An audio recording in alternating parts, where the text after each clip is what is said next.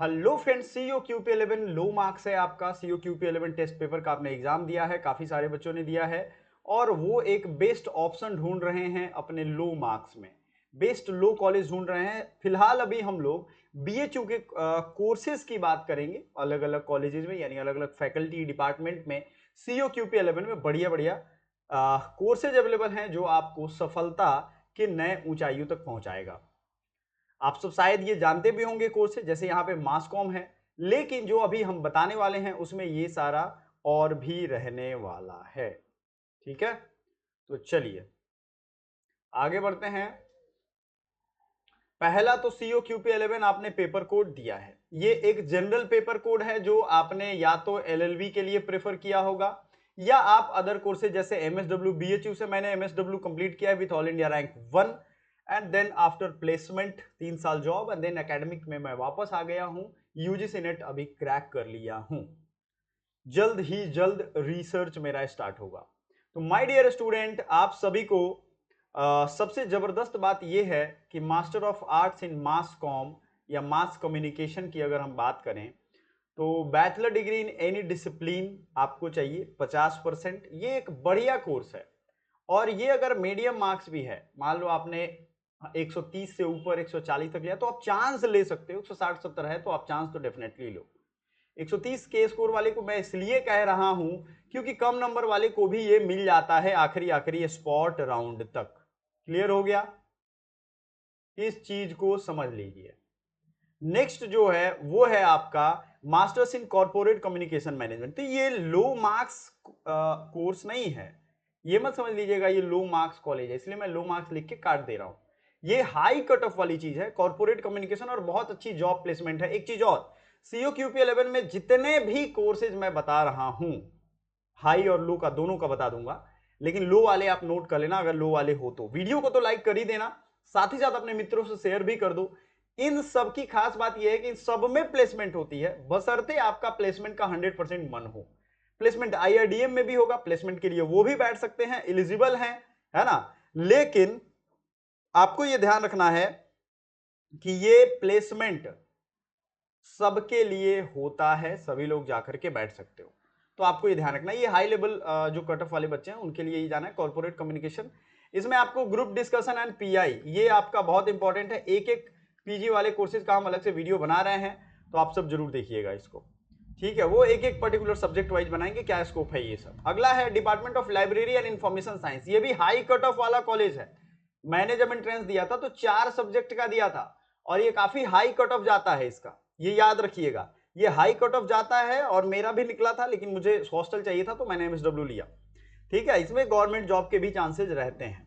आगे बढ़े, ये आपके एक एक लिस्ट मैं बता रहा हूं, प्लीज आप नोट कर लो। लाइब्रेरी साइंस यहाँ एमलिब कहते हैं, एमलिब भी यहाँ पे अवेलेबल है, बहुत डिमांडिंग है। एमलिब के बारे में मैंने क्लियर कट आपको बताया हुआ है। मास्टर ऑफ आर्ट्स इन आप देखोगे मैन्युस्क्रिप्टोलॉजी एंड पैलियोग्राफी। ये जो बच्चे एंशिएंट इंडियन हिस्ट्री कल्चर के होते हैं, बेसिकली उन्हीं का इंटरेस्ट होता है। इसमें आपको एंशिएंट चीजों के बारे में, उनके इंस्क्रिप्शंस के बारे में बताए जाएंगे। History of art, linguistic, minimum aggregate of 50% marks, ये सब रहने वाला है। 2 साल का 4 सेमेस्टर का ये रहने वाला है। समझ में आ गया? इसमें फी वगैरह भी लिखा हुआ है भाई, 6500 रुपए आपको अगर देने होंगे जब आप पेड कोर्स के लिए ऑप्ट करोगे, नहीं तो 1500 रुपए। क्लियर हो गया? आगे बढ़ते हैं। Preference course wise department of physical education में अगर बच्चे, अगर आप देखोगे यहाँ पे मैं दिखा देता हूं, एक सेकंड, है ना। मास्टर ऑफ फिजिकल एजुकेशन, इसमें भी आपको अलग अलग क्राइटेरिया है, ये सब आपको देखना है।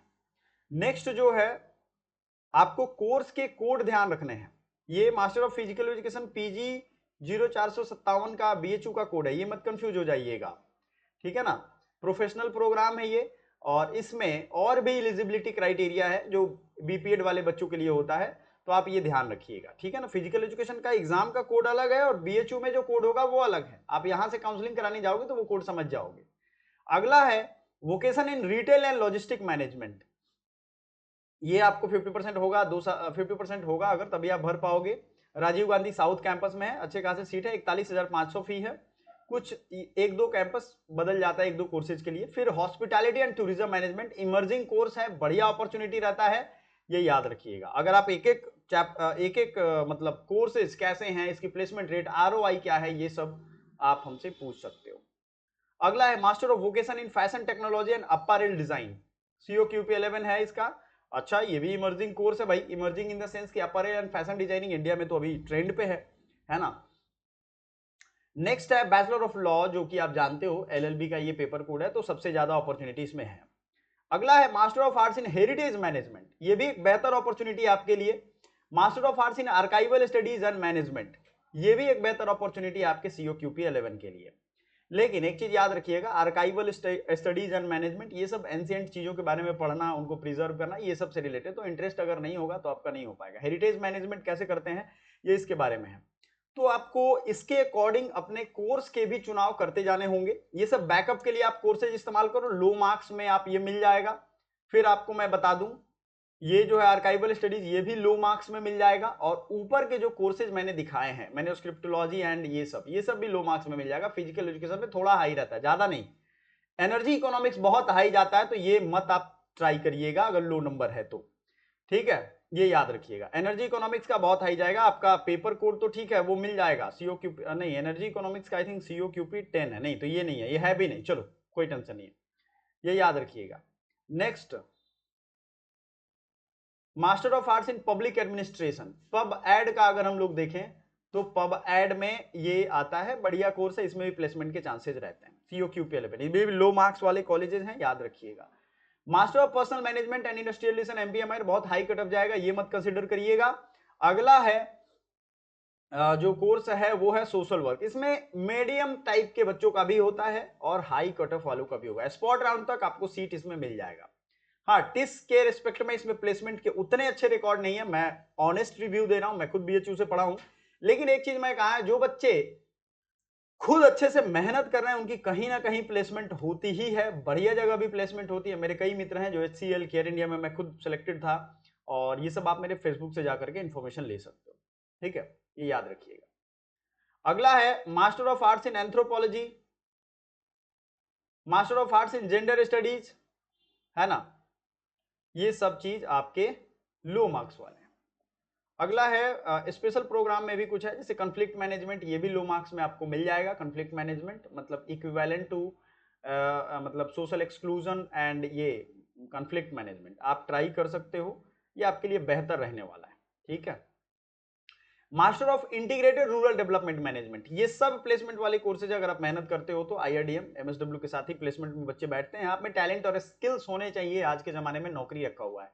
यूथ्स के लिए मैं एक चीज बात कहता हूं अभी, वो ये है कि यूथ्स ये सोचते हैं कि बेरोजगारी बहुत फैला हुआ, बेरोजगारी नहीं है भैया, निकम्मापन है। आपके अंदर कुछ टैलेंट स्किल नहीं होगा तो सरकारी जॉब तो आपकी निकल नहीं रही है, प्राइवेट में कोई लेगा नहीं। फालतू लोगों को प्राइवेट में नहीं लेते हैं।